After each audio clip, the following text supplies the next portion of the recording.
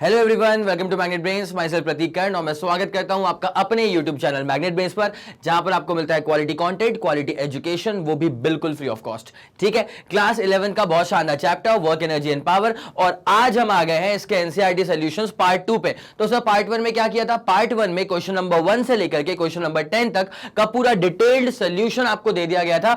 आपसे उम्मीद बस ये कि आप जरा सा वो पढ़ करके आए हो। ठीक है, अदरवाइज किसी भी क्वेश्चन को सॉल्व करने के लिए अगर कुछ प्री रिक्विजिट होता है तो मैं उसको भी तरीके से बताते हुए चलता हूं, तो आपको लेफ्ट आउट फील नहीं होगा। ठीक है, चलें ओके। तो बिना समय लगाए हुए जल्दी स्टार्ट करते हैं NCERT solution part 2।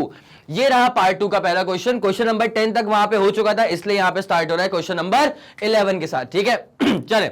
A body constrained to move along the Z axis, body is moving along the Z axis. ठीक है, आपको पता होना चाहिए आई कैप, जे कैप, के कैप क्या होता है। तो आई कैप जो होता है वो आपको डायरेक्शन बताता है along the x axis, J cap आपको डायरेक्शन बताता है अलोंग द वाई एक्सिस, और के कैप आपको डायरेक्शन बता देता है अबाउट द जेड एक्सिस। ठीक है, उसके बाद अगर आप दो चीजों का डॉट मल्टीप्लीकेशन करते हैं, तो डॉट मल्टीप्लीकेशन करने के टाइम पर अगर आप दो वेक्टर्स का करते हैं डॉट मल्टीप्लीकेशन, तो जो आपको अल्टीमेट आंसर मिलता है that is a scalar quantity. और दूसरी बात यह है कि अगर आप सेम चीजों को मल्टीप्लाई करेंगे, जैसे आई डॉट आई करा आपने, जे डॉट जे करा आपने, और के डॉट के करा आपने, तो इसका आंसर क्या आ जाता है 1। इसके अलावा कोई भी कॉम्बिनेशन में अगर आप मल्टीप्लाई करते हैं डॉट मल्टीप्लिकेशन के अंदर, तो आंसर विल बी 0। ठीक है, तो ये सब थोड़ा बहुत क्या है, प्री रिक्विजिट है। ठीक है, एक और चीज आपको पता होनी चाहिए कि मैं डॉट पे गया क्यों, because work is defined as the dot product of force and displacement. क्या बोलते हो भाई लोग? पक्का डन? ये वाली बात भी आप लोग को याद होगी, पक्का याद होगी। चले ठीक है, तो बस मैंने आपको बता दिया एक दफा, है ना। अब यूज करना होगा, यूज कर लेंगे। तो यहां पे क्या हो रहा है? Body is constrained to move along the Z axis of a coordinate system. Okay, कोई बहुत बड़ी बात नहीं है। Is subjected to a constant force given by, ये बड़ी बात है, ये जो फोर्स गिवन है ये बड़ी बात है। ठीक है, और जहां पे आई कैप, जे कैप, के कैप का मतलब क्या होता है कि they are the unit vectors. Unit vectors का मतलब होता है कि अगर आप आई कैप, जे कैप, के कैप का अगर आप मॉड्यूलस निकालते हैं, तो what you will get as the answer is just 1। That's why नाम पड़ गया इसका यूनिट वेक्टर। यूनिट इसकी वैल्यू आती है along the x Y Z axis system respectively. Okay, what is the work done bye this force in moving the body a distance of 4 metre along the z axis। मतलब displacement जो हो रहा है वो हो रहा है 4 metre along the z axis। z axis बोले तो k कैप यहां पे काम करेगा। ठीक है, चले अब जरा सा जल्दी इसको सॉल्व कर देते हैं। भाई साहब जरा देखना ओके, फोर्स की वैल्यू क्या है यहां पे? नंबर वाइज देखें तो -1, 2 और 3। ठीक है, -1, 2 और 3। चले भाई जल्दी, -1, 2 और 3। तो फोर्स गिवन है -1 आई कैप, 2 जे कैप और 3 के कैप, और उसके बाद गिवन है कि displacement is produced along the Z axis. ठीक है, तो displacement produced is along the Z axis. Displacement produced is along the Z axis. अगर z एक्सिस के अलोंग डिस्प्लेसमेंट प्रोड्यूस हुआ है और वो कितने का हुआ है? 4 मीटर का हुआ है, तो इसका सिंपल सा मतलब ये हुआ कि डिस्प्लेसमेंट जो है x पर कितना है? कुछ भी नहीं है, तो 0 आई कैप। y पर कितना है? कुछ भी नहीं है, तो 0 जे कैप। और z पर कितना है? 4, तो 4 के कैप। ठीक है, चलिए भाई साहब इसके हिसाब से ये है आपके पास फर्स्ट इक्वेशन, ये है आपके पास सेकेंड इक्वेशन। आपको निकालना है क्या? आपको वर्क निकालना है। क्या निकालना है आपको? वर्क निकालना है। तो जब वर्क निकालना है तो कहानी यहां से बड़ी बड़ी सिंपल हो जाएगी। वर्क का फॉर्मूला होता है, it is defined as the dot multiplication of force and corresponding displacement produce. ठीक है, अब फोर्स कितना लग रहा है? यहां पे जो फोर्स लग रहा है वहां पे फट से लिख दो उसको -1 आई कैप लिख दो, +2 का जे कैप लिख दो, +2 का जे कैप लिख दो, और उसके बाद यहां पे 3 का के कैप था, तो 3 का के कैप। उसके बाद जो करस्पॉन्डिंग डिस्प्लेसमेंट प्रोड्यूस हो रहा है वो तो सिर्फ हो रहा है जेड एक्सिस पर, बाकी एक्स पे और वाई पे तो कितना है? 0, तो 0 आई कैप, 0 जे कैप। समझ गए ना इस बात को तुम? और z पर कितना है? 4 के कैप। मैंने अभी सिखा के रखा हुआ था कि जब आपको डॉट मल्टीप्लिकेशन लेना होता है तो i वाले को i वाले से करो, j वाले को j वाले से करो, k वाले को k वाले से करो, बिकॉज i को j से करने पे आंसर 0 आ जाएगा, i को k से करने से आंसर 0 आ जाएगा, तो मत जाओ उस तरफ। तो i वाले को i वाले से करा, -1 इंटू लो 0, तो वो 0 हो गया 2 को 0 से करा तो वो भी 0 हो गया।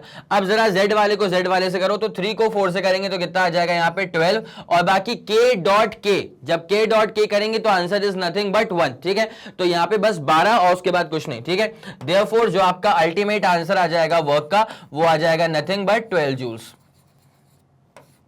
ये आ जाएगा आपके पास फाइनल आंसर किस सवाल का। ये रहा आपके सामने सवाल। अगर आपको सवाल का स्क्रीनशॉट लेना है तो बिल्कुल कायदे से आप इसका स्क्रीनशॉट ले लीजिए, ठीक है, पक्का हो गया होगा। मेन चीज तो है सोल्यूशन का स्क्रीनशॉट लेना, ठीक है। मैं तो हमेशा बोलता हूं कि भाई साहब कॉपी किताब लेके आप बैठा करिए, ताकि तरीके से मेरे साथ साथ आप चीजों को नोट करते हुए चलेंगे। लेकिन अगर आपके पास समय कम है तो ऑब्वियसली स्क्रीनशॉट तो ले ही सकते हो। जल्दी ले लो, 3 2 1 रेडी गो डन। चलो हो गया। तो आपका पहला वाला पक्का हो गया ना, तो पहला वाला क्वेश्चन तो आपका डन हो गया। आंसर कितना आ रहा है? आंसर आ रहा है 12 जूल के बराबर।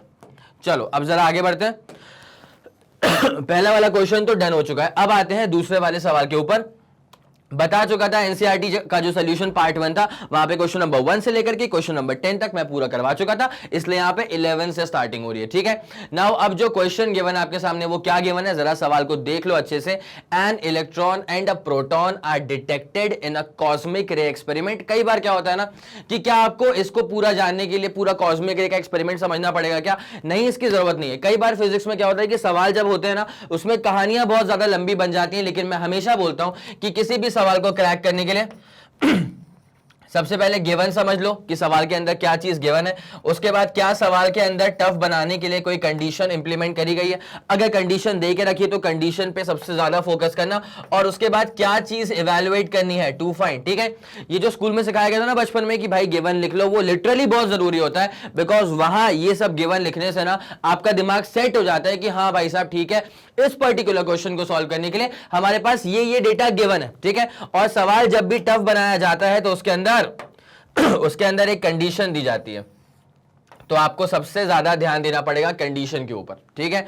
अगर सवाल टफ है तो ऑब्वियसली वहां पे कंडीशन गिवन होगी, कुछ ना कुछ घुमा दिया गया होगा, तो कंडीशन पे आपका पूरा ध्यान होना चाहिए। उसके बाद जो आपको इवैल्यूएट करना है वहां तो आप पहुंच जाएंगे। और एक फंडा ये हो गया न्यूमेरिकल सॉल्व करने का। दूसरा क्या होता है, अगर कोई चीज गिवन नहीं है, पूछी नहीं है, मतलब काम की नहीं है। फॉर एग्जाम्पल आपको पता होना चाहिए कि जो 3 इक्वेशंस ऑफ मोशन होते हैं, अगर नहीं भी पता है तो कोई दिक्कत नहीं यार, अब तुम यहां आ गए हो, तुम्हें मालूम चल जाएगा। v इक्वल टू क्या होता है, u plus a t. s equal to क्या होता है, ut plus half a t square.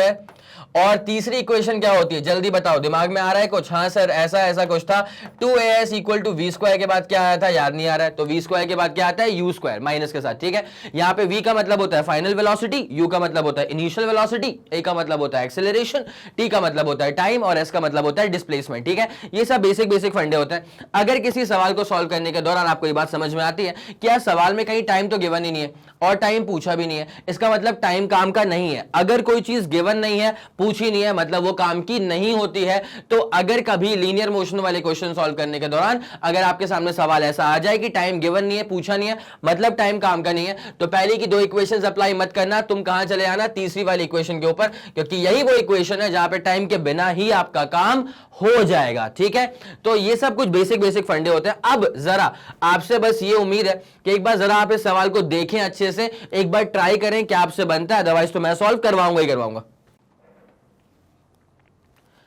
चलिए फिर देख लिया होगा आप लोगों ने इस सवाल को। अब जरा इसको सॉल्व करने पे आते हैं। तो इलेक्ट्रॉन है और एक प्रोटॉन है, मतलब पहले कौन आ रहा है, पहले बात करनी है आपको यहां पर इलेक्ट्रॉन के बारे में और उसके बात करनी है प्रोटॉन के बारे में।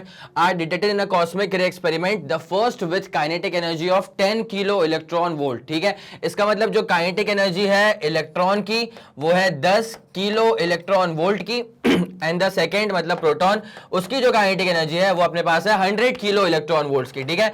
तो 100 किलो इलेक्ट्रॉन वोल्ट की है।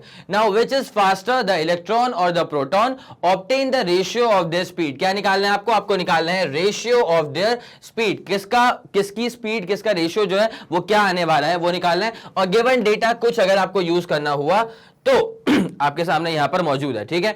तो इलेक्ट्रॉन का 10 किलो इलेक्ट्रॉन वोल्ट है और प्रोटॉन का कितना है, 100 किलो इलेक्ट्रॉन वोल्ट। चले भाई साहब जल्दी इसको स्टार्ट करते हैं, यहां पे लेके आते हैं। चले रेशियो तो निकालना ही है, ना, ठीक है। तो काइनेटिक एनर्जी जो इलेक्ट्रॉन की है वो होती है half mass of electron velocity of electron का स्क्वायर। चलेगा आपको इतना, ठीक है। और ये कितनी गिवन है, ये हमको गिवन है कि ये तो होती है 10 किलो इलेक्ट्रॉन वोल्ट के बराबर। उसके बाद काइनेटिक एनर्जी जो प्रोटॉन की होती है वो कितनी गिवन है, हाफ। उसके बाद मास किसका होगा, प्रोटॉन का। उसके बाद वेलोसिटी किसका होगा, प्रोटॉन का। और ये कितनी गिवन है काइनेटिक एनर्जी, ये गिवन है 100 केवी, 100 किलो इलेक्ट्रॉन वोल्ट, ठीक है। अब आपको रेशियो तो निकालना पड़ेगा भाई साहब, ठीक है, बिकॉज आपसे रेशियो पूछा हुआ है velocity of electron upon velocity of proton का, ठीक है। अब जरा गौर करें, इलेक्ट्रॉन को रखो ऊपर, प्रोटॉन को रखो नीचे, ठीक है। तो हाफ से हाफ तो निपट गया पहली फुर्सत में। तो यहां पे क्या बन जाएगा, मास ऑफ इलेक्ट्रॉन, और यहां पे आ जाएगा मास ऑफ प्रोटॉन, और फिर यहां पे आ जाएगा velocity of electron upon velocity of proton के रेशियो का स्क्वायर। सही जा रहे हैं। इज इक्वल टू क्या बन जाएगा, 10/100 करोगे तो 1/10 बचेगा। उसके बाद किलो का मतलब क्या होता है, 10⁻³ कट गया। अच्छा, इलेक्ट्रॉन वोल्ट जो है ना, इसके बारे में आपको हल्की सी बात में दिखा देता हूं कि 1 इलेक्ट्रॉन वोल्ट, ध्यान दीजिए ध्यान दीजिए ध्यान दीजिए, 1 सेकेंड पेन ले लेते हैं थोड़ा ढंग का। जी हाँ, ध्यान दीजिएगा, 1 इलेक्ट्रॉन वोल्ट जो होता है ना बेटा, वो होता है 1.6 10⁻⁻19 जूल्स, ठीक है, 1.6 10⁻⁻19 जूल। और एक और बात का ख्याल रखिएगा कि इलेक्ट्रॉन वोल्ट लिटरली एनर्जी की यूनिट है। इस बात को सपोर्ट करने के लिए मैं आपको एक फॉर्मूला बता देता हूं, W इक्वल्स टू क्या होता है, Q इंटू V। अरे हाँ बिल्कुल होता है ना, W इक्वल्स टू क्या होता है, Q into V। Energy work एक ही बात है। अब यहां पे अगर चार्ज इलेक्ट्रॉन की बात करेगा, इलेक्ट्रॉन को मूव करवा रहे हैं, तो चार्ज किसका आ जाएगा, इलेक्ट्रॉन का। उसके बाद जो भी पोटेंशियल डिफरेंस होगा वो यहां लिख देना। तो इस लिहाज से वर्क एनर्जी की यूनिट जो होती है ना, वो ऑब्वियसली इलेक्ट्रॉन वोल्ट तो हो ही सकती है, ठीक है। और अगर एनर्जी की ही यूनिट है तो कन्वर्जन क्या होता है, वो लिखा है आपके सामने, ठीक है। चले इसको भी लिख लीजिएगा आप लोग जल्दी। चले निपटाएं इसको। अब जरा ध्यान देना क्या हो रहा है, वाइट वाइट वाइट, ठीक है। हाँ जी, तो ये आ गया हमारे पास 1/10। अब हमको तो ये निकालना है कि वेलोसिटी ऑफ इलेक्ट्रॉन और velocity of proton, find the ratio of there speeds, ठीक है। इलेक्ट्रॉन और प्रोटॉन की स्पीड्स का रेशियो निकालना है, ठीक है। तो नाउ सिंपल सी बात है कि जब आप यहां से velocity of electron upon velocity of proton के स्पीड्स का रेशियो देखेंगे ना, तो ये क्या आने वाला है पता है, देखो भाई साहब क्या होने वाला है, बहुत अच्छे से देखना। यहां पे आ जाएगा mass of proton, cross multiply करेंगे ना, mass of proton upon mass of electron, और यहां पहले से मौजूद है 1/10। सही जा रहा है, ये आ गया, ठीक है। अब मुझे निकालना था इलेक्ट्रॉन की वेलोसिटी और प्रोटॉन की वेलोसिटी का रेशियो, यहां तो उसके स्क्वायर्स का आ रहा है, ठीक है। तो आप स्क्वायर रूट ले लीजिएगा। जैसे आप स्क्वायर रूट लेंगे तो क्या बचेगा, अंडर रूट ऑफ, ये आ जाएगा 1/10, और यहां बगल में क्या है, मास ऑफ प्रोटॉन, और नीचे क्या आ रहा है, mass of electron. It's as simple as that. यहां तक कोई परेशानी हो रही है आपको, क्या बोलते हो भाई लोग, जल्दी बताओ, सही है इतना पूरा। चलो अब जरा गौर करना कैसे इसको सॉल्व करना है, बस वैल्यूज है भाई साहब जो पुट करना पड़ेगा आपको। तो velocity of electron is equal to 1 मतलब अंडर रूट ऑफ, ठीक है। यहां पे पहले ऊपर क्या आ रहा है, एमपी। एमपी का मतलब क्या होता है, mass of 1 proton. Mass of 1 proton given कितना है, 1.67 10⁻⁻27 kg, और मास ऑफ 1 इलेक्ट्रॉन कितना होता है, 9.11 10⁻⁻31 kg, ठीक है। इन सारी वैल्यूज को बस उठाओ और यहां चिपका दो। तो एमपी का मतलब होता है मास ऑफ 1 प्रोटॉन, ठीक है। तो 1.67 इंटू 10⁻⁻27 अपॉन नीचे पहली फुर्सत में 10 को मत भूल जाना, 10 था यहां पे, उसके बाद था मास ऑफ इलेक्ट्रॉन, ठीक है। तो मास ऑफ इलेक्ट्रॉन कितना होता है, जो गिवन था वो था 9.11 10⁻⁻31। अदरवाइज ऐसे तो मुझको याद है 9.1, ठीक है, बट यहां पे सवाल में गिवन है पॉइंट के बाद के 2 डिजिट तक गिवन था, ठीक है। तो ये वाली कहानी हमारे पास आ चुकी है, ठीक है। अब जरा जब मैं इसको सॉल्व करूंगा ना, तो जो इसको पूरा सॉल्व करने के बाद, इसको बेटा जब पूरी तरह से आप सॉल्व कर लेंगे ना, तो जो आपका अल्टीमेट आंसर आने वाला है वो आने वाला है 13.53।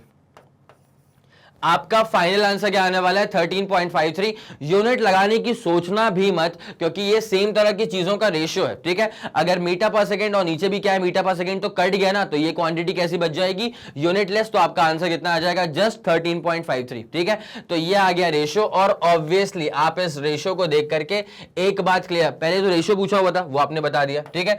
दूसरा, इस रेशियो को देख करके आप सीधे तौर पर एक बात कह सकते हैं कि अच्छा वेलोसिटी ऑफ इलेक्ट्रॉन जो है ना, वो 13.53 टाइम्स है वेलोसिटी ऑफ प्रोटॉन का, ठीक है। इसका मतलब ऑब्वियसली इलेक्ट्रॉन की वेलोसिटी जो है वो ज्यादा है, ठीक है। देयरफॉर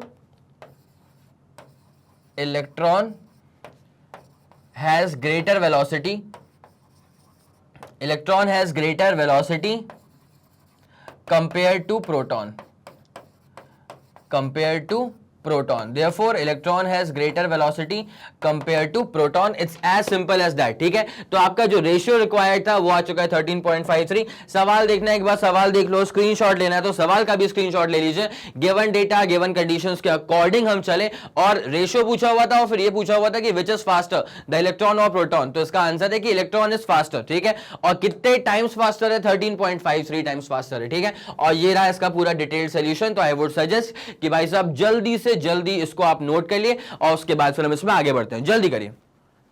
चलें फिर, ठीक है, इसको आप लोगों ने देख लिया होगा अच्छे से। अब जरा इसको निपटाया जाए और बढ़ा जाए अगले वाले सवाल की तरफ। तो हाँ बिल्कुल, इलेक्ट्रॉन की वेलोसिटी जो है, स्पीड जो है वो ज्यादा हो गया as one compare to speed या वेलोसिटी ऑफ प्रोटॉन। ठीक है, चले ओके, मूविंग ऑन। अब बढ़ते हैं इसके अगले वाले सवाल की तरफ। ये 13th वाला क्वेश्चन है, पार्ट 2 का 3rd वाला क्वेश्चन है, बिकॉज पार्ट 1 के अंदर क्वेश्चन नंबर 1 से लेकर क्वेश्चन नंबर 10 तक मैं करवा चुका था। ठीक है, अब आते हैं क्वेश्चन नंबर 13 के ऊपर, बहुत तगड़ा क्वेश्चन है।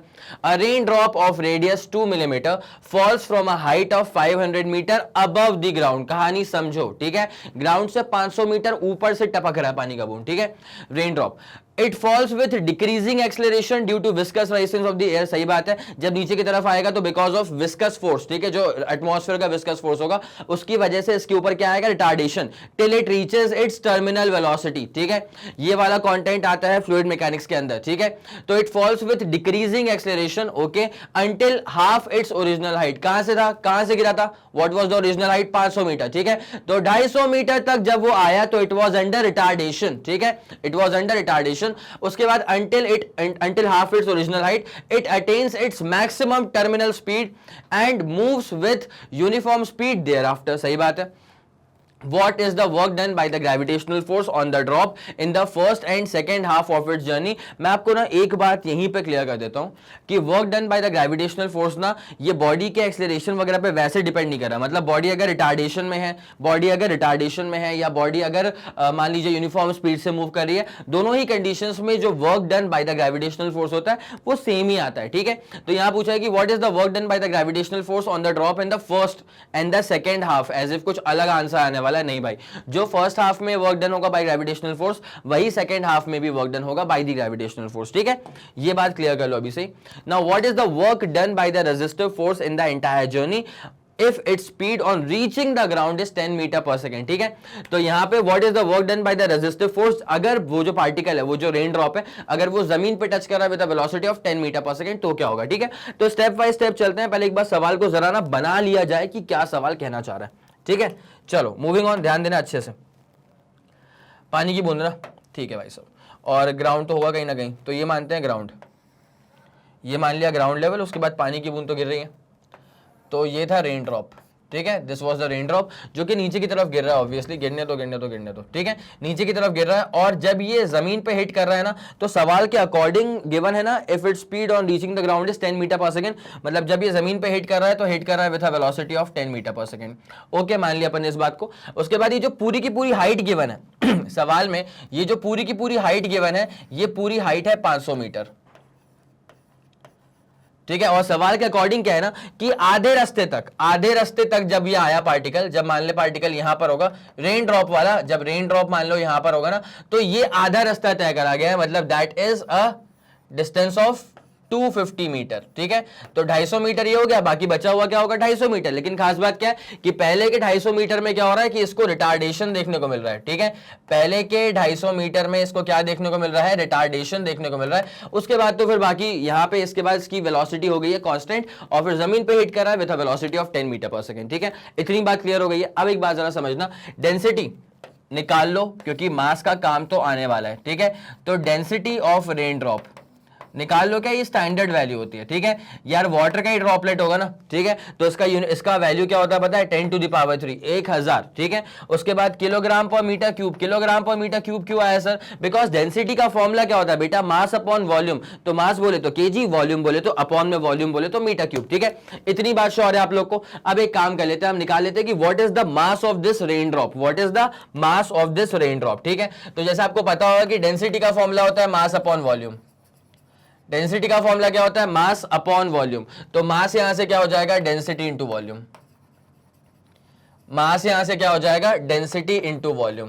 किसका मास, मास ऑफ रेन ड्रॉप, किसका मास है भाई साहब, ये है मास ऑफ रेन ड्रॉप, ठीक है। तो मास कितना आ गया है, डेंसिटी इनटू वॉल्यूम। अब भाई जरा ध्यान देना, डेंसिटी क्या होगा, डेंसिटी होगा 10 टू द पावर 3, ठीक है। डेंसिटी क्या होगा, 10 टू द पावर 3। उसके बाद जब उस रेन ड्रॉप का हम वॉल्यूम निकालेंगे ना, उस स्फीयर है, और स्फीयर का वॉल्यूम क्या होता है, 4/3 पाई, 4/3 पाई, उसके बाद आर का क्यूब, ठीक है। अब रेडियस जो था वो था 2 मिलीमीटर, ठीक है। सवाल देख लिया जाए, बिल्कुल रेडियस कितना था, 2 मिलीमीटर, ठीक है।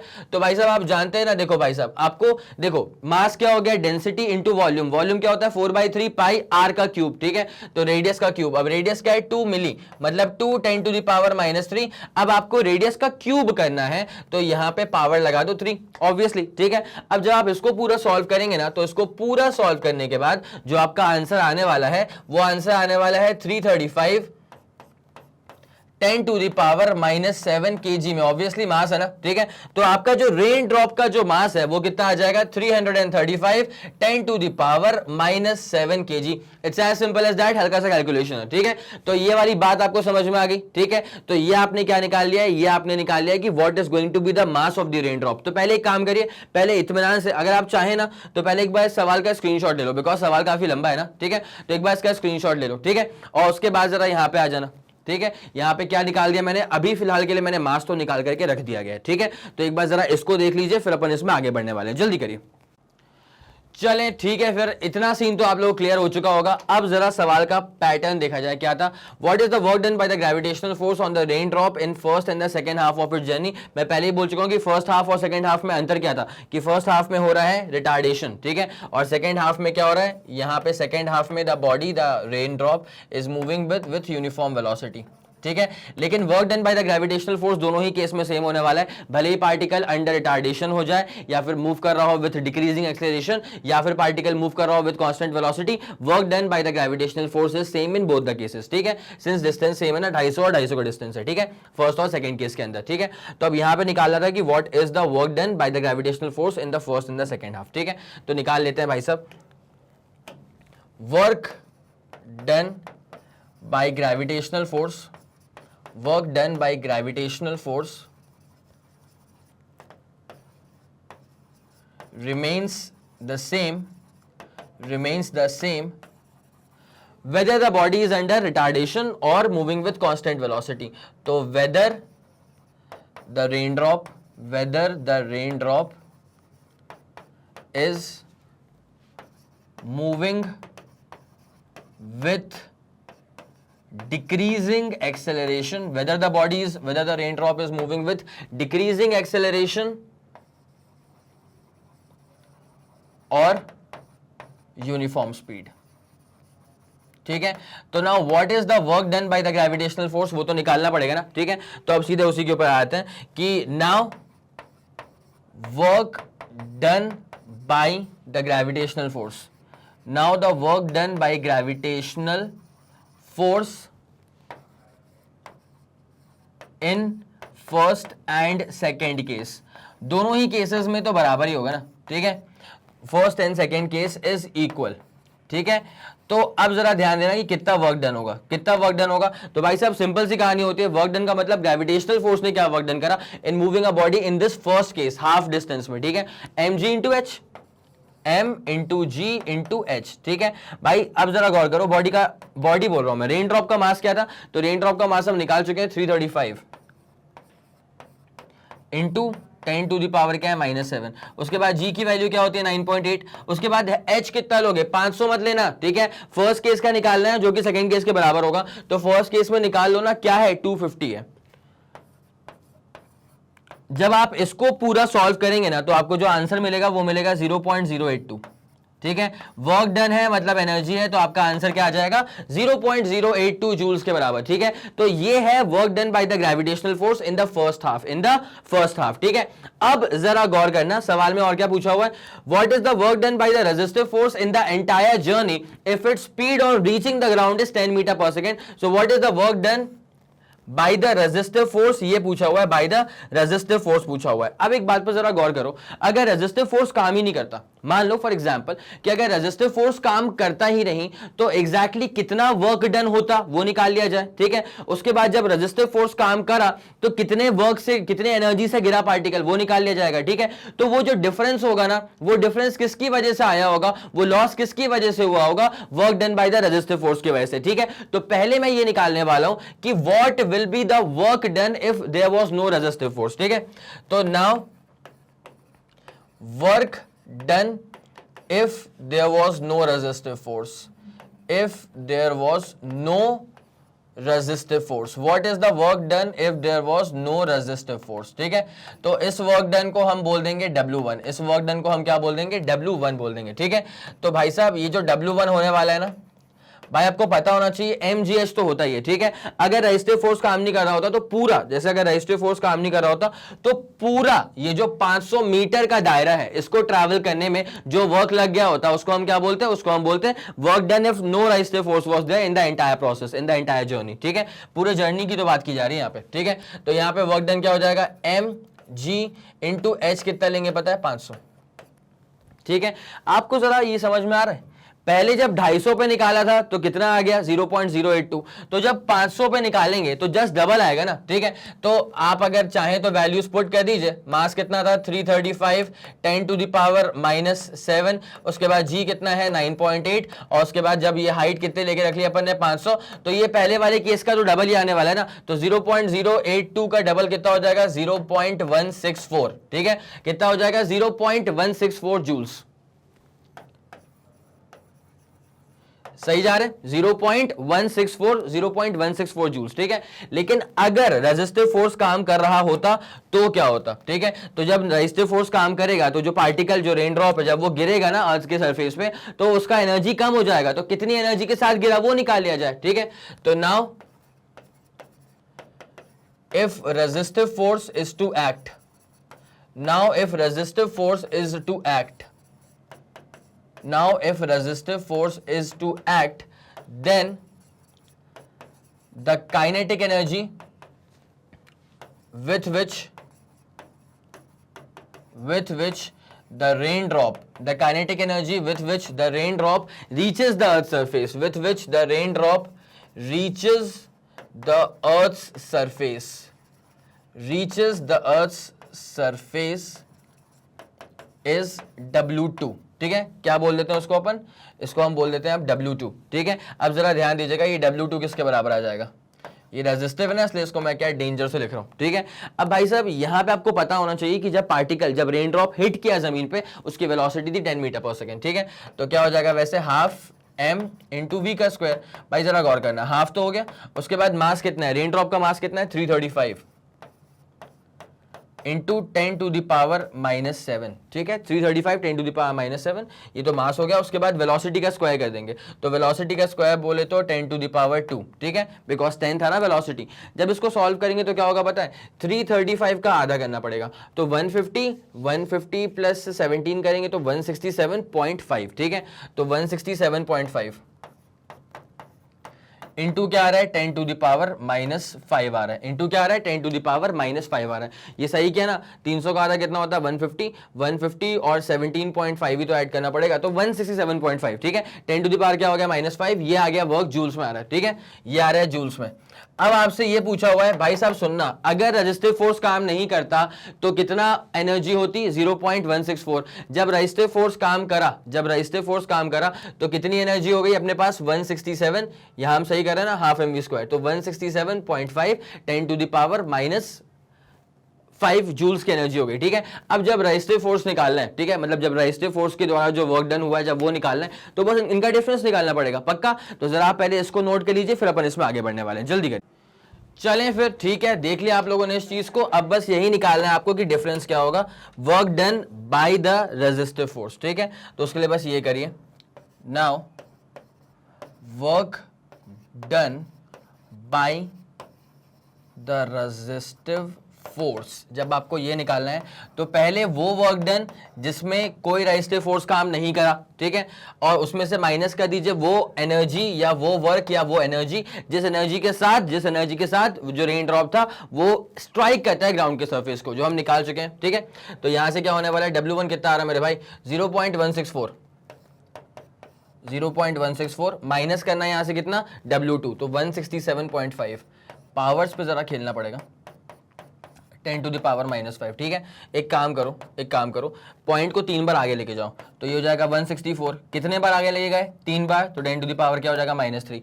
अब एक काम करो, यहाँ पॉइंट को 2 बार पीछे लेकर के आओ ताकि पावर सेम हो जाए, तो 1.675 2 बार अगर पीछे लेके गया तो यहाँ पे 2 बार पीछे ले गया पॉइंट को तो +2 हो जाएगा, तो -5 + 2 कितना हो जाएगा, -3। पावर अब सेम आ गया। जब इसको हम सॉल्व कर लेंगे ना पूरा, तो इसका आंसर आएगा 0.1623। तो 0.1623 joules is the amount of work done by the resistive force, ठीक है। तो ये रहा इसका पूरा का पूरा डिटेल सोल्यूशन, यहां से इसकी स्टार्टिंग हुई थी, ठीक है। तो पहले अगर आप चाहें तो इस सवाल का स्क्रीनशॉट ले लीजिए, जल्दी कर लीजिए, 3 2 1 रेडी गो डन, ठीक है। उसके बाद फिर आप आ जाइएगा इसके पूरे डिटेल सोल्यूशन के ऊपर। ये रहा इसका डिटेल सोल्यूशन, पहला स्लाइड है ये, ठीक है। नोट करो, 3 2 1 रेडी गो डन, हो गया। चले अब आ जाओ अगले वाले पे, फाइनल।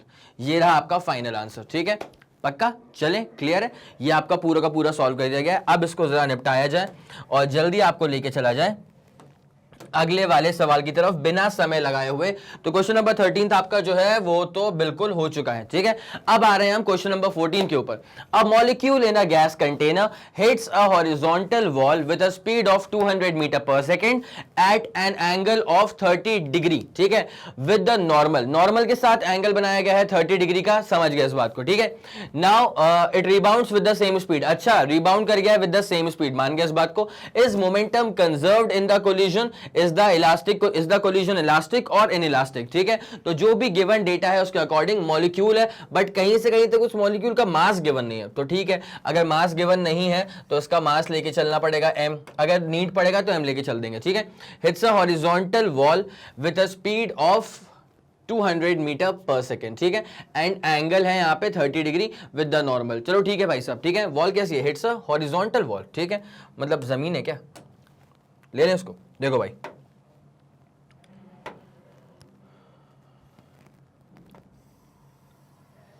ठीक है, ये मान लिया हमने वॉल, ठीक है, मतलब मैं प्लेन मिरर नहीं बना रहा हूं, ये वॉल बनाया मैंने, ठीक है। अब मैं बोल रहा हूं कि इस तरफ नहीं टकराएगा, ऊपर से आगे टकराएगा, ठीक है। और कितना एंगल बना रहा है, हॉरिजॉन्टल वॉल, स्पीड है 200 मीटर पर सेकेंड और एंगल है 30 degree with the normal, angle है 30 डिग्री विद द नॉर्मल, ठीक है। चलो तो ये ऐसे आ रहा है और एंगल बन रहा है 30 डिग्री विद द नॉर्मल और फिर ऐसे निकल रहा है, ठीक है। तो नॉर्मल पहले प्लॉट कर दिया जाए इसका, ये रहा इसका नॉर्मल,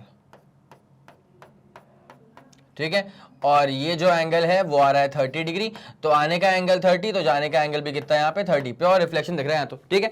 अब यहाँ पे क्या हो रहा है, जो पार्टिकल आ रहा है, जो गैस का मॉलिक्यूल आ रहा है, उसका मास हमें पता नहीं, ठीक है। तो यहाँ पे पहले सवाल में क्या पूछा हुआ है, आपसे ये पूछा हुआ है कि इज द मोमेंटम कंजर्व्ड। भाई मोमेंटम के बारे में एक खास बात है, इलास्टिक कोलिजन हो या इनइलास्टिक कोलिजन हो, मोमेंटम तो कंजर्व्ड रहता ही है, ठीक है। तो लिख लेना है इसके सोल्यूशन के अंदर कि momentum is conserved, P vector momentum vector, momentum is conserved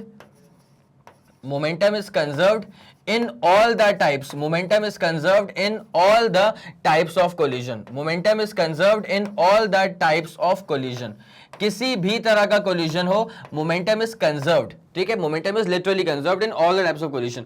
अब यहाँ पे पूछा हुआ है इज द कोलिजन इलास्टिक और इनइलास्टिक। भाई इसके लिए तो हमको चेक करना पड़ेगा काइनेटिक एनर्जी को, ठीक है। अगर काइनेटिक एनर्जी चेंज हो रही है, काइनेटिक एनर्जी में लॉस हो रहा है, तो ऑब्वियस सी बात है कि इनइलास्टिक कोलिजन हो जाएगा। अगर काइनेटिक एनर्जी में कोई लॉस ही नहीं हो रहा है, इसका मतलब हो जाएगा कि फिर तो ये कोलिजन इलास्टिक कोलिजन हो गया, ठीक है। अब वो चेक कर लेते हैं। तो भाई ये था बिफोर कोलिजन, ये हो जाएगा आफ्टर कोलिजन, ठीक है। अब इस वॉल का मास कितना ले लें, m ले लें,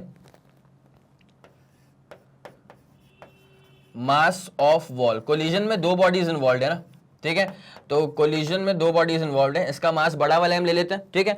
और जिस पार्टिकल, जो हम गैस के मॉलिक्यूल की बात कर रहे हैं, मान लीजिए गैस का मॉलिक्यूल है, मान लीजिए जो येलो वाला है वो गैस का मॉलिक्यूल है, इसका मास हम ले लेते हैं स्मॉल m, ठीक है। और इसके जो आने की वेलोसिटी है, इसके जो स्ट्राइक करने की वेलोसिटी है वो गिवन है, वेलोसिटी जो आने की थी और वेलोसिटी जो रिबाउंड करने की थी वो सेम है, और वो वेलोसिटी कितनी है 200 मीटर पर सेकेंड, वो वेलोसिटी गिवन है, ठीक है। तो स्ट्राइक करने की भी जो वेलोसिटी है वो भी कितनी है 200 मीटर पर सेकेंड।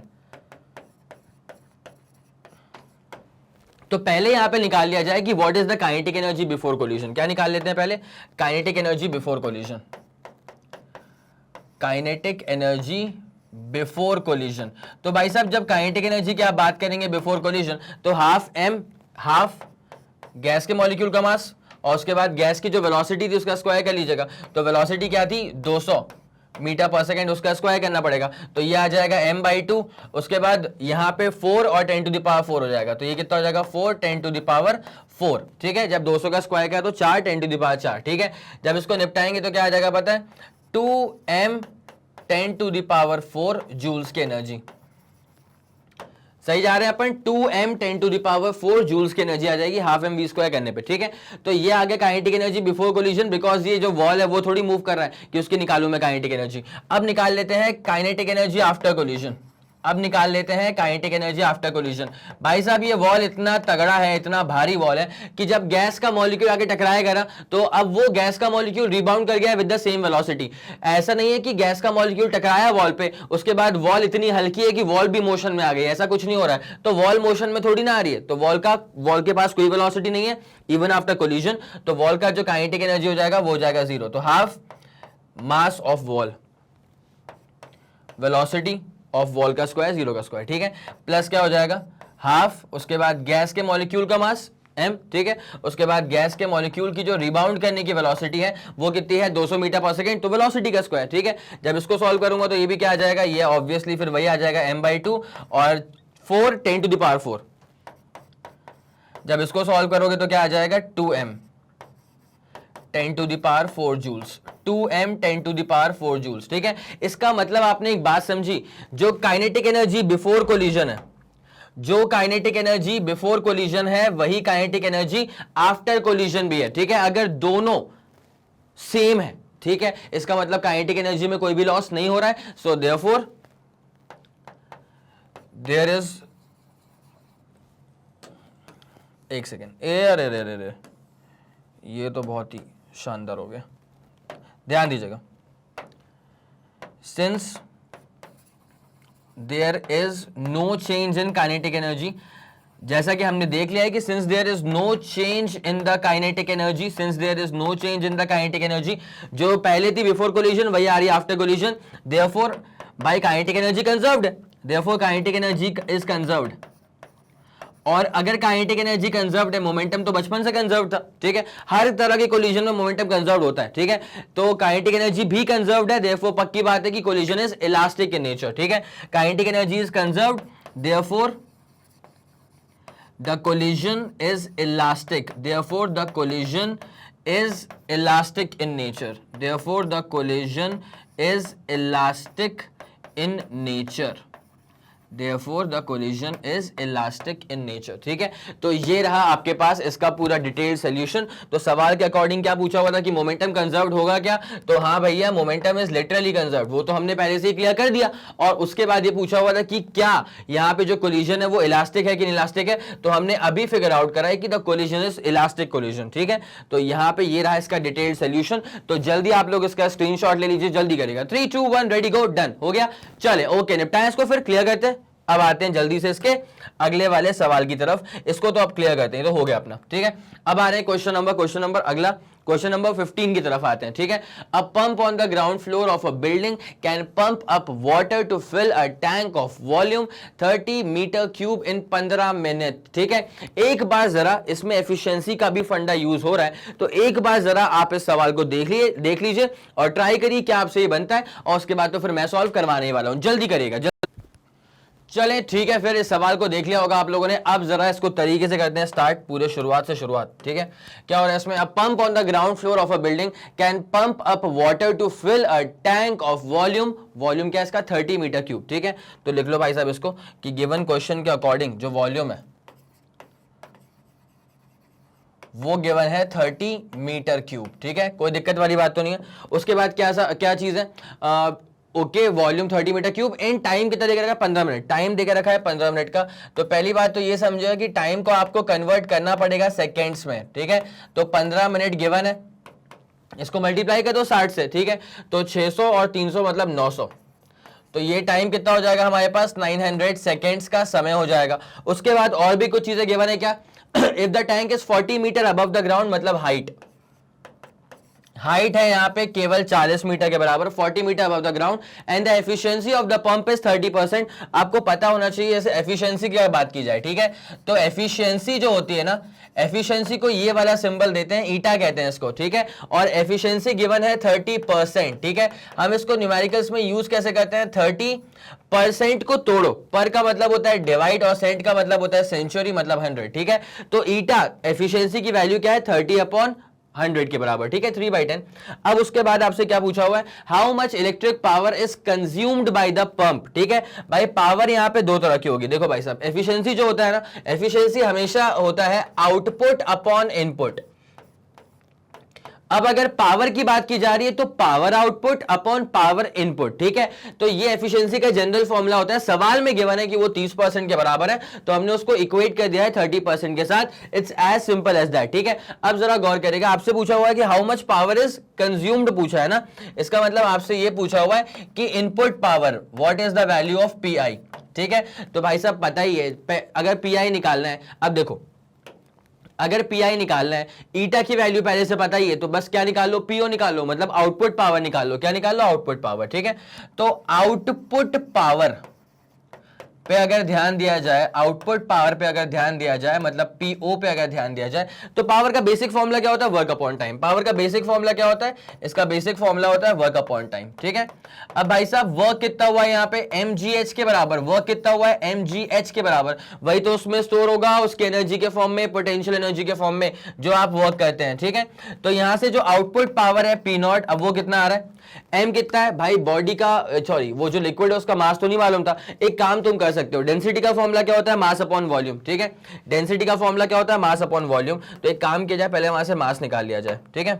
देखो भाई कैसे करेंगे। नाउ डेंसिटी होता है मास अपॉन वॉल्यूम, तो मास क्या हो जाएगा? Density into volume. मास हो जाएगा डेंसिटी इंटू वॉल्यूम। अब यार डेंसिटी किसके बराबर है? तो जरा गौर किया जाए, लिक्विड की बात करें, वाटर की बात करें, 10⁻³ किलोग्राम पर मीटर क्यूब स्टैंडर्ड वैल्यू। उसके बाद वॉल्यूम गिवन था सवाल में, बिल्कुल वॉल्यूम गिवन था, वॉल्यूम था 30। कितना था वॉल्यूम? 30 मीटर क्यूब, ठीक है। तो ये हमारे पास आ चुका है मास, ठीक है। अब सारी की सारी वैल्यूज यहां पर मौजूद हैं, तो बस सीधे आउटपुट पावर निकाल दो, ठीक है। आउटपुट पावर निकालने के लिए अपने को क्या चाहिए था? mgh/T। एम कितना आ रहा है? एम आ रहा है डेंसिटी इंटू वॉल्यूम, ठीक है। तो यहां पे आ जाएगा 30 10⁻³ एम आ गया। उसके बाद जी की वैल्यू क्या है? 9.8 होती है स्टैंडर्ड वैल्यू। उसके बाद एच कितना है? एच कितना? एच है 40 अपॉन समय कितना लग गया? 15 मिनट मत पुट करना, सेकेंड्स में कन्वर्ट कर दिया होगा 900। जब इसको हम सॉल्व करेंगे तो हमारा आंसर आएगा 13070। पावर है तो वॉट्स में आता है, पावर है तो किस में आता है? वॉट्स में आता है। ये क्या हमारा आंसर आ गया फाइनल? नहीं, ये आया बस आउटपुट पावर। आपको ध्यान है कि आपको निकालना क्या है? आपको निकालना है कि आपको निकालना है what is the power consumed, मतलब आपको निकालना है what is the input power, ठीक है। चले अब जरा गौर करें। नाउ जैसे कि हम जानते हैं कि एफिशिएंसी होता है आउटपुट अपॉन इनपुट, तो देयरफॉर जो इनपुट पावर है वो हो जाएगा आउटपुट अपॉन एफिशिएंसी। अब आउटपुट पावर कितना आ गया? 13,070, 13070 वॉट अपॉन एफिशिएंसी कितनी आ गई है? 30%। एफिशिएंसी कितनी आ गई है? 30%। तो जब आप इसको पूरा सॉल्व कर लेंगे ना, तो आपका पूरा कैलकुलेट करने के बाद जो आंसर आना चाहिए वो आना चाहिए 43567 दिस मच वॉट्स, ठीक है। अगर आप चाहते हैं कि नहीं यार आंसर तो मैं किलो वॉट्स में कोट करना चाहूंगा, तो इनपुट पावर अगर आपको निकालना है, कंज्यूम पावर मतलब, ठीक है, तो एक काम करो, किलो मतलब 10⁻³ आता है, तो पॉइंट को 3 स्टेप्स पीछे खींच लो, तो 43.567। अब आगे आ जाएगा 10⁻³ वॉट्स। और अब आप बिल्कुल इसको इत्मीनान से 10⁻³ को आप किलो लिख सकते हैं, तो देयरफॉर आप कह सकते हैं कंज्यूम्ड पावर आ जाएगा 43.567 किलो वॉट्स, ठीक है। This is going to be your final answer, it's as simple as that. ठीक है, तो जल्दी आप इसको नोट कर लीजिएगा। गिवन जो कुछ भी था, जो क्वेश्चन गिवन था, अगर आप चाहें तो आप इसका स्क्रीनशॉट ले सकते हैं। 3 2 1 रेडी गो, डन। चलो हो गया। अब उसके बाद ये रहा इसका पूरा का पूरा डिटेल्ड सोल्यूशन। जल्दी इसको नोट करिए, फिर हम इसमें आगे बढ़ने वाले हैं। भाई नोट कर लो, जल्दी करो। 3 2 1 रेडी गो, डन। हो गया, पक्का। चले क्लियर करें। अब जल्दी से आ जाओ, जल्दी से आ जाओ इसके अगले वाले सवाल की तरफ। ये रहा इसका अगला वाला क्वेश्चन। भाई साहब डायग्राम्स वगैरह गिवन है, ठीक है, तो एक काम करो, इसको एक बार अच्छे से देख लो, फिर अपन इसको जल्दी स्टार्ट करने वाले हैं। जल्दी करें। चले भाई साहब, देख लिया होगा आप लोगों ने इस चीज को। अब जरा इसको डिटेल में देख लेते हैं। Two identical ball bearings in contact with each other and resting on a frictionless table are head on by another ball bearing of the same mass moving initially with a speed of v। ठीक है, ये 2 और 3 वाले जो balls है ना, दोनों का मास सेम है। ठीक है, वो बस रुके हुए थे, they were resting on a frictionless plane. ठीक है, फ्रिक्शन नहीं यहाँ पे। और ये जो पहला वाला बॉल है ना, उसका मास कितना है, m के बराबर, उसने हिट करा विद अ वेलोसिटी v के बराबर। ठीक है, अब उसके बाद केसेस 3 तरह के हो गए। केस 1 में एक ये वाला केस हो रहा है, केस 2 में ये वाला केस हो रहा है, केस 3 में ये वाली कंडीशन आ रही है। ठीक है, मैं जरा आपको एक बार ना पढ़ के बता रहा हूँ क्या हो रहा है, मतलब इमेजेस के थ्रू बता रहा हूं क्या हो रहा है। पहला वाला बॉडी जो है रेस्ट पर है, टक्कर होने के बाद, ठीक है, और दोनों कंबाइंड मूव कर रहे हैं with a combined velocity of v/2। Case 2 में क्या हो रहा है कि पहली और दूसरी बॉडी कंबाइंडली रुक गई है और तीसरी बॉडी अकेली निकल पड़ी है विद अ वेलोसिटी v। और तीसरे वाले केस में ये हो रहा है कि तीनों कंबाइंडली मूव कर रहे हैं with a common velocity of v/3। ठीक है, अब यहां पे कभी पूछना क्या चाह रहा है कि if the collision is elastic, भाई साहब हो गया काम। ठीक है, कोलिजन कैसा है, इलास्टिक है। इलास्टिक कोलिजन में सबसे खास बात क्या होती है कि kinetic energy is conserved, kinetic energy is conserved. ठीक है, तो if the collision is elastic then which of the following is a possible result after collision. इन तीनों में से कौन सा रिजल्ट जो है वो पॉसिबल होगा इलास्टिक कोलिजन के लिए। किसके लिए, इलास्टिक कोलिजन के लिए। तो इलास्टिक कोलिजन तभी होने वाला है जब काइनेटिक एनर्जी कंजर्व्ड होने वाली है। तो जरा गौर किया जाए इस पे, यहां ध्यान दो। पहले हम निकाल लेते हैं काइनेटिक एनर्जी बिफोर कोलिजन। पहले हम निकाल लेते हैं काइनेटिक एनर्जी बिफोर कोलिजन। जब हम काइनेटिक एनर्जी बिफोर कोलिजन निकालेंगे, उसके बाद फिर उसे कंपेयर करेंगे हम काइनेटिक एनर्जी आफ्टर कोलिजन से। जहां पे मैच कर गया बिफोर का एनर्जी और आफ्टर का एनर्जी, मतलब वो वाला केस है possible for elastic collision. Match नहीं कर रहा है तो फिर इलास्टिक कोलिजन नहीं होगा। ठीक है, बिकॉज इलास्टिक में काइनेटिक एनर्जी कंजर्व्ड होती है। ठीक है भाई, बिफोर कोलिजन क्या हो रहा है, ये जो दूसरा वाला और जो तीसरा वाला है उसका मास कितना हो गया, m + m2m हो गया, बट वो रुका हुआ है ना, तो वेलोसिटी क्या है उसकी 0। ठीक है, और पहले वाले का मास क्या है m, और उसकी वेलोसिटी क्या है v के बराबर। तो अब जरा गौर करें, जो इकलौता मास था तो उसकी एनर्जी क्या हो जाएगी, kinetic energy half m v², और उसके बाद हाफ, और उसके बाद क्या हुआ, जो ये दोनों मासेस थे m + m करेंगे तो 2m, बट वेलोसिटी, सॉरी उसकी बात नहीं कर रहा हूं, उसकी बात कर रहा हूं, बिफोर की बात कर रहा हूं ना। तो ये हो गया, अब दोनों का मास कितना हो गया, m + m 2m, लेकिन वो दोनों रेस्ट पर थे। ठीक है, ऐसा हमें कैसे पता, यहाँ पे लिखा हुआ था कि the 2 identical balls are resting. ठीक है, तो यहाँ पे m + m 2m तो हो गया, तो हाफ मास बट वेलोसिटी कुछ नहीं थी। ठीक है, तो ये कितना हो जाएगा, जस्ट हाफ m v²। क्या हो जाएगा, हाफ m v²। ठीक है, तो ये है तुम्हारे पास काइनेटिक एनर्जी बिफोर कोलिजन। ठीक है, अब देखते हैं केस 1 में क्या हो रहा है। तो केस 1 में पहली वाली बॉडी रुक गई है और उसके बाद बाकी दोनों बॉडीज मूव कर रही हैं with a combined velocity of v/2। ठीक है, तो जरा गौर किया जाए, केस 1 पे आते हैं।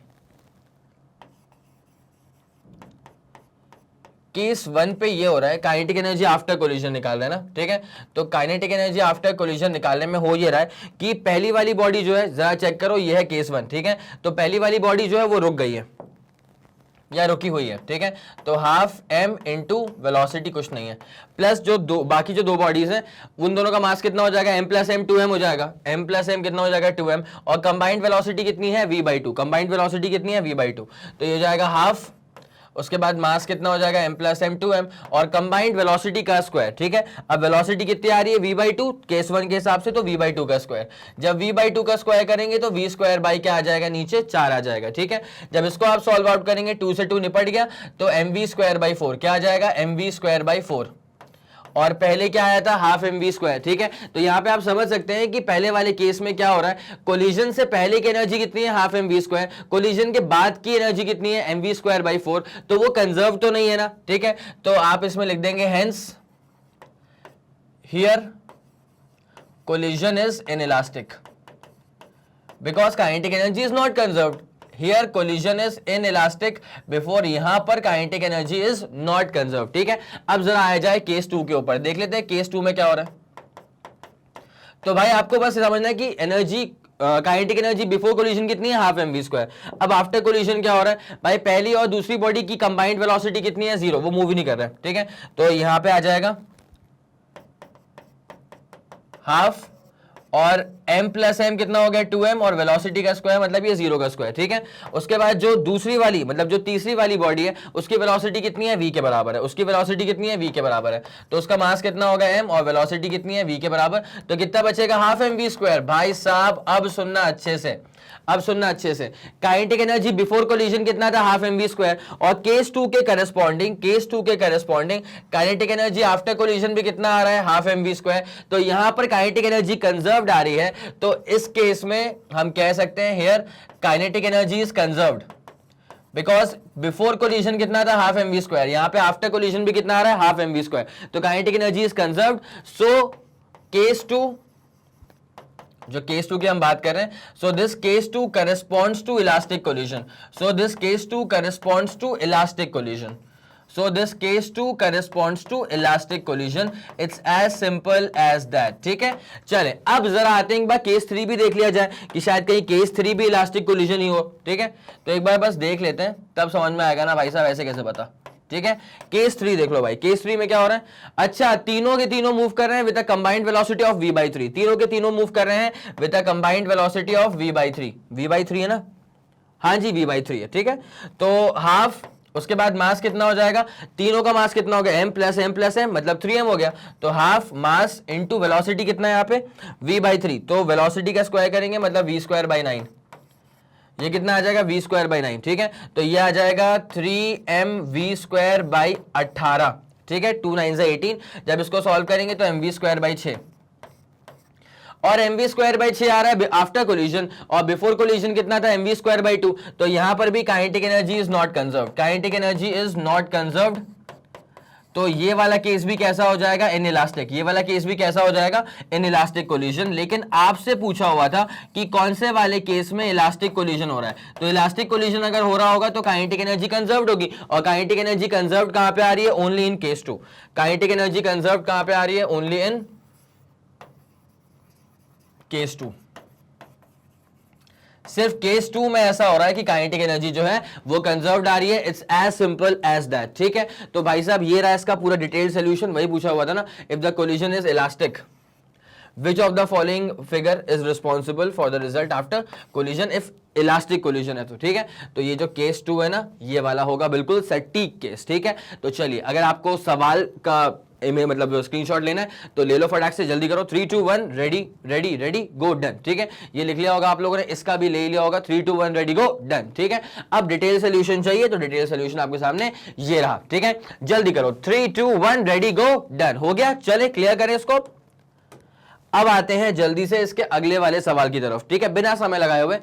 ओके, बहुत शानदार। तो the bob A of a pendulum release from 30 degree, vertical से एंगल बन रहा है 30 डिग्री, क्लियरली विजिबल है, to the vertical hits another bob B of the same mass. अच्छा भाई साहब, दोनों का मास सेम है, दोनों का मास सेम है। ठीक है, at rest on a table as shown in the figure. ये तो एक बहुत ही स्पेशल केस बन गया, एक बार ना मेरे लेक्चर्स को रिविजिट कर लेना कोलिजन वाले। ठीक है, वहां पर इलास्टिक कोलिजन का अलग से बना करके रखा हुआ था, और इन इलास्टिक कोलिजन का अलग से बहुत डिटेल्ड में सारे स्पेशल केसेस की बातचीत करते हुए बना के रखा हुआ था। तो ये उसमें से एक स्पेशल केस पर बेस्ड है। ठीक है, ओके, तो now how high does the bob A rise after the collision, neglect the size of the bobs and assume the collision to be elastic. एक बात को बताऊं, ये स्पेशल केस है। ठीक है, जब दोनों का मास सेम है, एक वाली बॉडी रेस्ट पर है, ठीक है, और पहली वाली बॉडी मूव कर रही है विद सम वेलोसिटी, दोनों का मास सेम है और कोलिजन क्या हो रहा है, इलास्टिक कोलिजन हो रहा है। ठीक है, तो एक स्पेशल केस होता है यहाँ पे, कोलिजन के बाद जो होती है ना वो वेलोसिटी जो है वो इंटरचेंज हो जाती है, यहाँ पर वेलोसिटीज क्या हो जाती है, इंटरचेंज हो जाती हैं। तो इसका सोल्यूशन ये है कि solution, this is a special case in which this is a special case in which भाई हो क्या रहा है, दोनों ही बॉडीज का मास सेम है, both the bodies have same mass, both the bodies have same mass and जो collision हो रहा है, and the collision is elastic, both the bodies have same mass and the collision is elastic in nature, तो होता ये है कि after collision velocity जो है वो इंटरचेंज हो जाती है। तो यहाँ पे क्या पूछा जा रहा है कि how high does the bob A will rise after the collision. ठीक है, एक बात बता रहा हूं, यहाँ पर जो वेलोसिटीज है वो इंटरचेंज हो जाएंगी। इसका मतलब पहले इसकी वेलोसिटी क्या थी, दूसरे वाली की, बी वाली की वेलोसिटी क्या है, 0, बिकॉज वो रेस्ट कर रहा था प्लेन के ऊपर। ठीक है, और ए वाली की वेलोसिटी क्या है, कुछ तो होगी v के बराबर।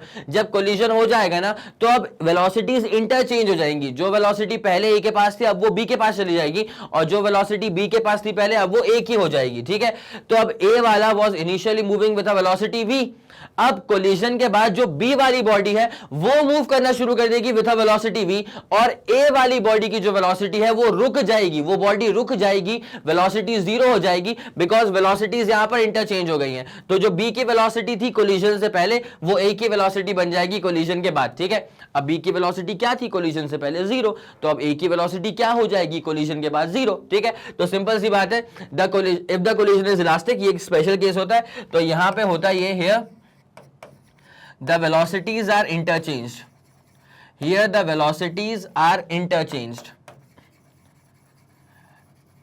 इसका मतलब ये होता है therefore final velocity of A, final और इनिशियल से मेरा मतलब क्या है, इनिशियल का मतलब होगा बिफोर कोलिजन और फाइनल का मतलब होगा आफ्टर कोलिजन। ठीक है, तो final velocity of A is equal to initial velocity of B, is equal to initial velocity of B। तो फाइनल वेलोसिटी ऑफ A जो है वो हो जाएगा 0, तो therefore final velocity of A वो हो जाएगा 0, because initial velocity of B was 0 metre per second. तो भाई साहब ए वाली बॉडी कोलिजन के बाद मूव ही नहीं करेगी। क्या बोला मैंने, ए वाली बॉडी जो है वो कोलिजन के बाद मूव ही नहीं करेगी, तो भाई साहब वो कितनी भी हाइट तक जा थोड़ी पाएगी, वो मूव ही नहीं कर रही है। So how high the ball will rise, the ball will not even rise. ठीक है, तो लिख देंगे therefore Bob A will not even rise,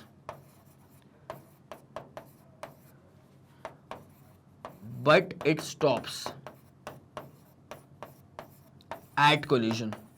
जैसे टक्कर हुई बॉब ए जो है वो रुक गया। ठीक है, तो how high the bob A will rise, the bob A will not even rise, it will stop at the collision. ठीक है, हाँ ऑब्वियसली बॉब बी जो है वो तो मूव कर जाएगा विद द सेम वेलोसिटी जो ए के पास थी। ठीक है, तो ये बहुत ही स्पेशल केस पर बेस्ड क्वेश्चन था, यहाँ पे एंगल वैंगल से कोई भी काम नहीं था। ठीक है, चले आई गेस आपको ये वाला पूरा फंडा समझ में आ गया होगा। तो आप एक बार प्लीज याद से तरीके से मेरे कोलिजन वाले लेक्चर को भी रिविजिट करिएगा, तरीके से वहां पढ़ लीजिएगा नोट्स बनाते हुए भाई साहब। ठीक है, चले ओके डन, नोट कर लिया आप लोगों ने इस चीज को, 3 2 1 रेडी गो डन, क्लियर ओके। तो ये आपको पूरा क्लियर कर दिया गया है। ठीक है, तो अभी जो हमने चेक करा था वो था हमारा एनसीईआरटी का सॉल्यूशन का पार्ट 2। ठीक है, पार्ट 1 पहले से आ चुके थे, उसके बाद आज आपको पार्ट 2 भी डिलीवर कर दिया गया है। तो आपका बस काम ये बनता है कि तरीके से इसको नोट करते हुए चलेगा, सारी चीजों को रिवाइज करते हुए चलेगा, फॉर्मूले की शीट लेकर के बैठिए, नहीं बनाई है तो बना लो भाई, और जल्दी से जल्दी इन सारी चीजों को कवर अप कर दो। ठीक है, मतलब ये कुछ छूटना नहीं चाहिए। ठीक है, तो आप बस अच्छे से सारे लेक्चर्स देखते हुए चलेगा, कोई भी अगर परेशानी आपको आती है तो कमेंट सेक्शन है भाई साहब जिंदाबाद, बिल्कुल वहां पे डाल दीजिए, आपकी जो परेशानी है उसका हल निकाल लिया जाएगा। ठीक है, चलिए okay, thank you so much.